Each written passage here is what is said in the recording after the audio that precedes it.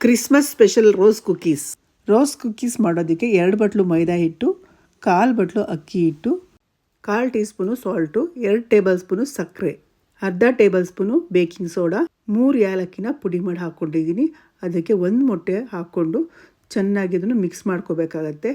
Dry ಇದ್ದಂಗೆ ಚೆನ್ನಾಗಿ mix ಆದಮೇಲೆ ಸ್ವಲ್ಪನೇ ನೀರು ಹಾಕ್ಕೊಂಡು ಕಲಿಸ್ಕೋಬೇಕು, ಇಲ್ಲಾಂದರೆ ಗಂಟಾಗ್ಬಿಡುತ್ತೆ. ಕನ್ಸಿಸ್ಟೆನ್ಸಿ ಚೆಕ್ ಮಾಡಿಕೊಂಡು ನೀರು ಹಾಕೋಬೇಕಾಗತ್ತೆ. ದೋಸೆ ಹಿಟ್ಟಿಗಿಂತ ಸ್ವಲ್ಪ ತೆಳ್ಳಗಿದ್ರೆ ಸಾಕು. ರೋಸ್ ಕುಕ್ಕೀಸ್ ಮಾಡೋದಕ್ಕೆ ಒಂದು ಮೋಲ್ಡ್ ಬೇಕಾಗತ್ತೆ. ಅದು ಎಲ್ಲ ಪಾತ್ರೆ ಅಂಗಡಿಗಳು ಕೂಡ ಸಿಗುತ್ತೆ.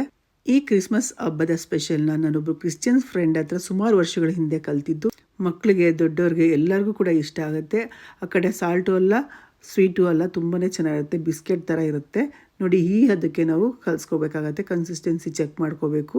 ನಂತರ ಒಂದು ಬಾಣಲಿಲಿ ಎಣ್ಣೆ ಕಾಯಿಸ್ಕೊಂಡು ಮೋಲ್ಡ್ನ ಅದರಲ್ಲಿ ಬಿಡಬೇಕಾಗತ್ತೆ. ಮೋಲ್ಡ್ ಚೆನ್ನಾಗಿ ಕಾದ್ಮೇಲೆ ಮಾಡಿಟ್ಕೊಂಡಿರೋ ಅಂಥ ಬ್ಯಾಟರ್ಗೆ 90% ಮೋಲ್ಡ್ ಮುಳುಗಿಸ್ಬೇಕು. ನಂತರ ಎಣ್ಣೆ ಒಳಗಡೆ ಬಿಟ್ಟು ಸ್ವಲ್ಪ ಹಿಂಗಂದರೆ ಅದು ಬಿಟ್ಕೋತಾ ಇರುತ್ತೆ. ನಂತರ 2 ಸೈಡು ಗರಿ ಆಗಿ ಹೋಗಿ ಬೇಯಿಸ್ಬಿಟ್ಟು ನಾವು ತೆಗೆದಿಟ್ಕೋಬೇಕು. ನಂತರ ಅದು ಚೆನ್ನಾಗಿ ತಣ್ಣಗಾದ್ಮೇಲೆ ಒಂದು ಬಾಕ್ಸ್ಗೆ ಹಾಕಿ ಎತ್ತಿಟ್ರೆ ಸುಮಾರು 15 ದಿವಸ ಆದರೂ ಕೂಡ ಕೆಡೋದಿಲ್ಲ. ತುಂಬಾ ಚೆನ್ನಾಗಿರುತ್ತೆ, ತುಂಬ ಈಸಿ ಕೂಡ, ತುಂಬ ಇಂಗ್ರೀಡಿಯೆಂಟ್ಸು ಜಾಸ್ತಿ ಬೇಕಾಗಲ್ಲ. ಕ್ರಿಸ್ಮಸ್ ಸ್ಪೆಷಲ್ ರೋಸ್ ಕುಕ್ಕೀಸ್ ನಿಮಗೂ ಕೂಡ ಇಷ್ಟ ಆಗುತ್ತೆ ಅನ್ಕೋತೀನಿ. ಇಷ್ಟ ಆದರೆ ಲೈಕ್ ಮಾಡಿ, ಶೇರ್ ಮಾಡಿ, ಫಾಲೋ ಮಾಡಿ.